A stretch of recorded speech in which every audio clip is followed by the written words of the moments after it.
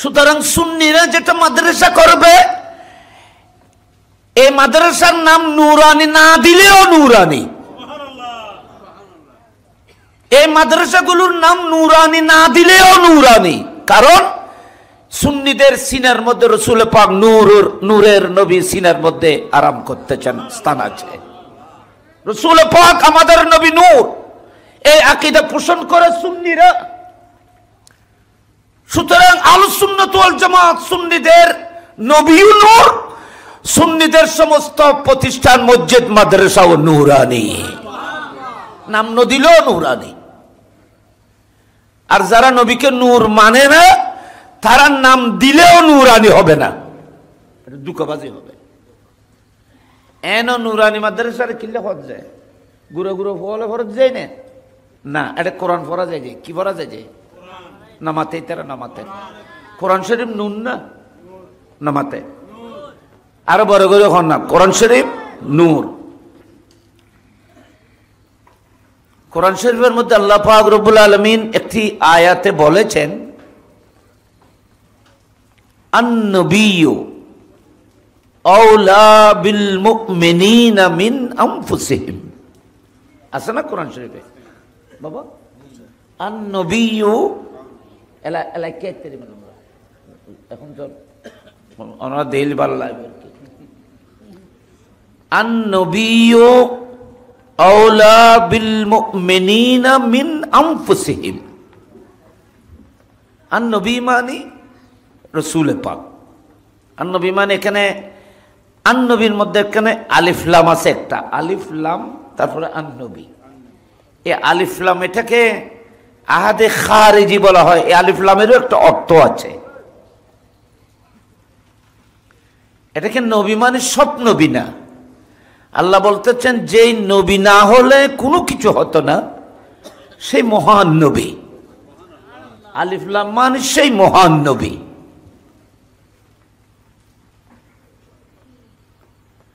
যে নবীকে আমি তোমাদের কান্ডারি করে তোমাদের মাঝে প্রেরণ করেছি, যে নবীর কলমা তোমরা পড়েছ, যে নবী তোমাদেরকে দুনিয়া আখিরাতের সব নিয়ামত দিয়ে ধন্য করার জন্য পৃথিবীতে আগমন করেছেন, আমিও আমার নিয়ামত যার উপরে খতম করেছি। আকমালতু লাকুম নিয়ামতি ওয়া রাদিতু লাকুমুল ইসলাম দীনা। আল্লাহ আল্লাহর নিয়ামত যার উপর সুসম্পন্ন করেছেন, সেই মহান নবী বুঝাইতে আলিফ লাম এনেছে এখানে। আর নবী শব্দের অর্থ তো আপনারা জানেন। নবী ওই মহান আল্লাহর প্রেরিত বান্দাকে বলা হয় যিনি অদৃশ্যের খবর মানুষকে শুনান। এই গায়েবকে খবর দেয় না বলে উর্দু কই দিই, বাংলাত কইলাম গায়েবকে খবর দেনে वाला। দুনিয়ার মধ্যে বহুত তাফসীরের কিতাব আছে, যদিও বা এটাকে কোরআন শরীফের অনুবাদ বা তাফসীর, ব্যাখ্যা, বিশ্লেষণ, এক্সপ্লানেশন হিসেবে নাম দিয়েছে, কিন্তু সেই হক আদায় করে নাই। অনেক তাফসীরের কিতাবে নবীর তরজুমা নবী করেছেন। নবী মানে নবী, তো নবী শব্দের একটা অর্থ নেই বলেন?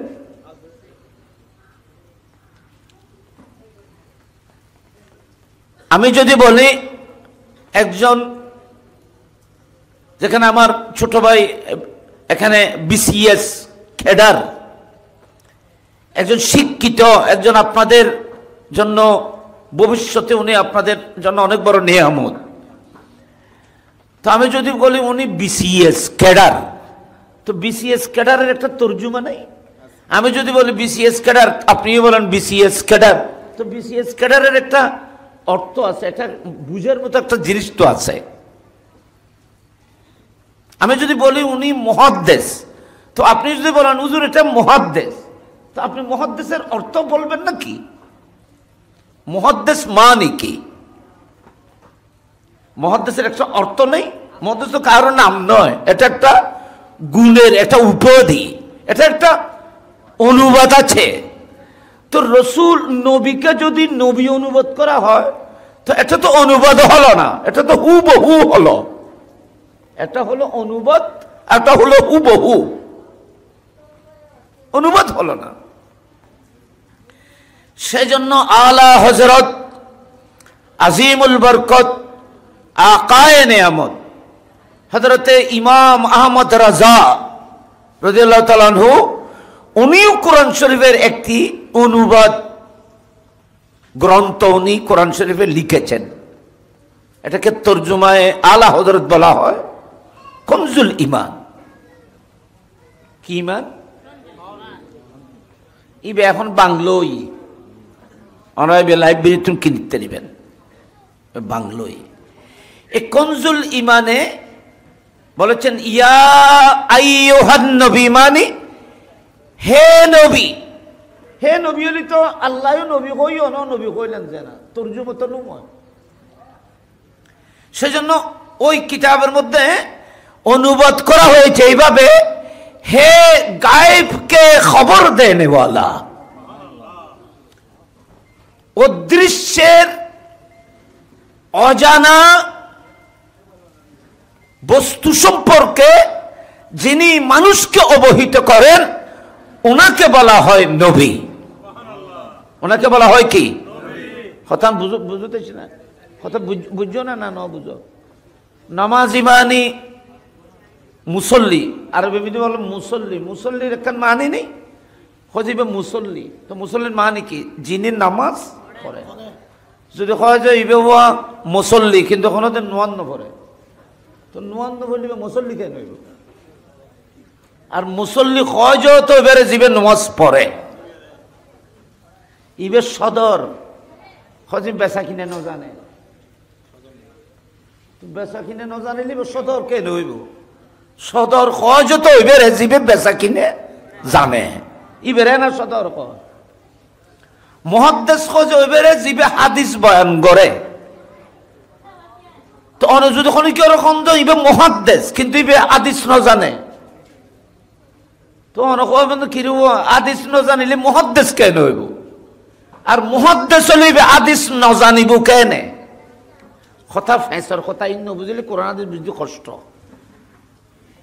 হুজুর আলেম, হুজুর আলেম, ওরা কনছে আলেম মানে জিবে জ্ঞানী জানে। যদি দিব ও আলেম কিছু ন জানে, তো আলেম হইলে ন জানিব কেন? আর ন জানিলে আলেম কেন হইব? কথা বুঝতেছি না বাজি? তো আল্লাহ যে ইয়া আইয়ুহান নবী, নবী মানে জিবে গায়েব জানে। গায়েব জানে যে এবার হয় যে নবী। আর যদি গায়েব ন জানিবে নবী কেন হইব? আর নবী হইলে গায়েব ন জানিব কেন? আপনি যদি রসুল পাককে নবী মানেন তো রসুল পাক যে গায়েব জানেন এটা মানতে হবে, তো এর নবী মানুন। সুবহানাল্লাহ বড় করি কথা বুঝতেছে না বাজি? তো কোরআন শরীফের মধ্যে ইয়া আইয়ুহান নবী অনেক জায়গায় বলা হয়েছে। আর আমি যেটা বুঝার জন্য আপনাদের খেদমতে পাঠ করেছি সেখানে বলা হচ্ছে আন নবী। কি নবী? কোরআন শরীফ নওয়াজ বাজি কি এটা মাদ্রাসার ছাত্ররা সাহেব নো আছে না?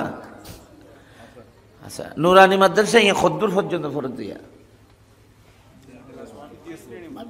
আজ শিশু শ্রেণীর নুরানি মানে নুরানি, সুন্নি হলে নুরানি কইলেন যথাযথই, সুন্নি হলে নুরানি কইলেন খতা আর আকিদায় মিললি, আর ওয়াবি হলে নুরানি কইলেন দুঃখ দিবেন লাগছেন সিটিং গিয়ে গেছে। কারণ ইতারা নবীর নূর না মানে মাদ্রাসার কেন নুরানি মানিল?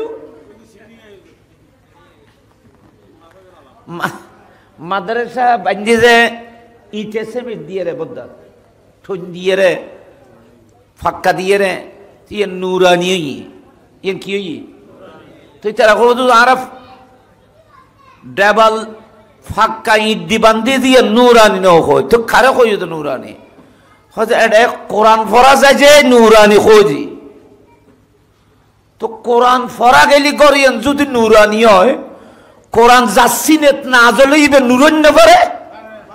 এখানে বড় করে মাথাও না বড় করে কোরআন শরীফ কি মাদ্রাসার না জ্বলে দেয় না, না কোরআন শরীফ নবীর সিনেত না জ্বলে দেয়।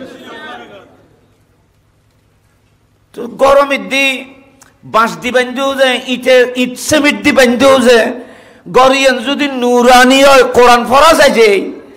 আর যার সিনেমিতে ডাইরেক্ট লয় মা বুঝো তুমি কোরআন যার সিনেত না জ্বলে, তো রসুল পাক সাল্লাল্লাহু আলাইহি ওয়াসাল্লামকে নূর বলতে তুমি লজ্জা কেন হয়?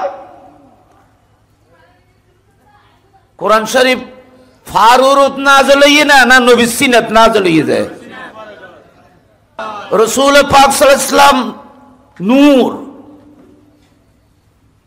সুতরাং সুন্নিরা যেটা মাদ্রাসা করবে, এই মাদ্রাসার নাম নুরানি না দিলেও নুরানি। এই মাদ্রাসাগুলোর নাম নুরানি না দিলেও নুরানি, কারণ সুন্নিদের সিনার মধ্যে রসুল পাক নূরের নবী সিনার মধ্যে আরাম করতেছেন, স্থান আছে। রসুল পাক আমাদের নবী নূর, এই আকীদা পোষণ করে সুন্নিরা। সুতরাং আহলুস সুন্নাত ওয়াল জামাত সুন্নিদের নবীও নূর, সুন্নিদের সমস্ত প্রতিষ্ঠান মসজিদ মাদ্রাসাও নূরানি, নাম নদিলেও নূরানি। আর যারা নবীকে নূর মানে না, তারা নাম দিলেও নূরানি হবে না, এটা দুঃখবাজি হবে। এন নূরানি মাদ্রাসার কিল্লে হজ যায়, গুঁড়ো গুঁড়ো ফলে ফরজ যায় না, না এটা কোরআন পড়া যায় যে, কি পড়া যায় যে নামাতে, তারা নামাতে কোরআন শরীফ নুন না নামাতে, আরো বড় করে হন না কোরআন শরীফ নূর।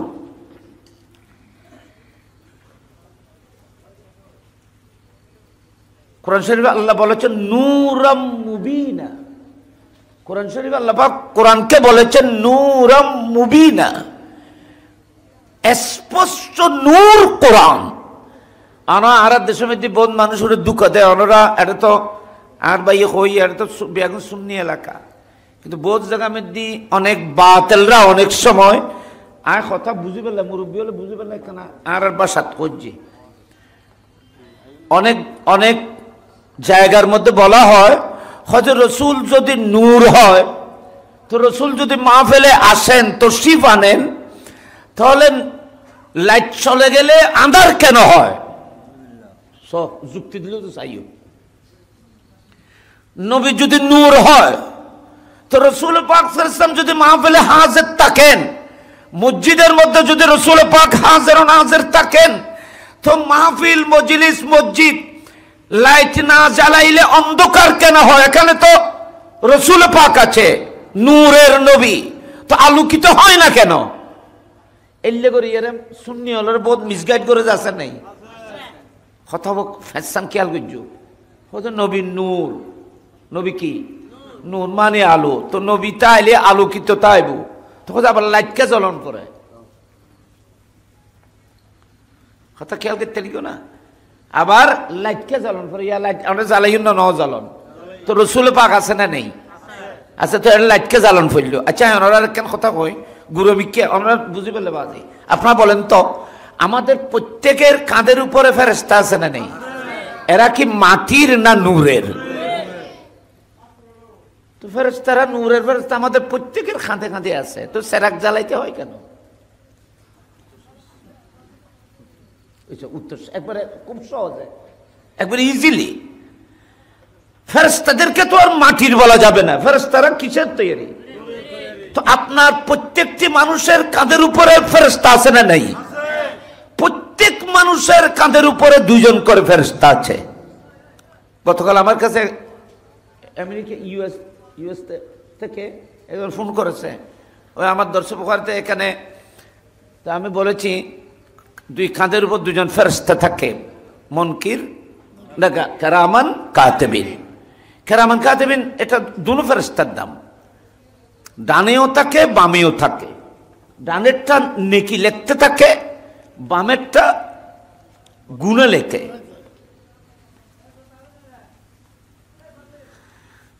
তুমি আমার কাছে প্রশ্ন করার জন্য, হুজুর প্রত্যেক মানুষের কাঁধে কি দুইজন ফেরেশতা আছে, নাকি গোটা পৃথিবীর সমস্ত মানুষের জন্য দুইজন ফেরেশতা? না, প্রত্যেক মানুষের জন্য দুইজন আলোক আলোক ফেরেশতা আছে। আপনার কাঁধেও দুজন, আমার কাঁধেও দুজন, পদ্মার কাঁধেও দুজন, হুজুরের কাঁধেও দুজন, সকলের কাঁধের উপরে দুইজন করে ফেরেশতা আছে। প্রত্যেক মানুষের কপালের মধ্যে একজন ফেরেশতা আছে, নিয়োগ আছে। সেই ফেরেশতাটির কাজ হলো, ইমানদার যে কোনো মাহফিলে বসে যখন নবীর উপর দরুদ পড়বে, সেই ফেরেশতার দায়িত্ব হলো সেই দরুদ রাসূল পাকের দরবারে পৌঁছিয়ে দেবে। হাদিসে পাকে আছে, প্রত্যেক মানুষের ওষ্ঠ, ঠোঁট, মুখের উপরে একজন ফেরেশতা আছে।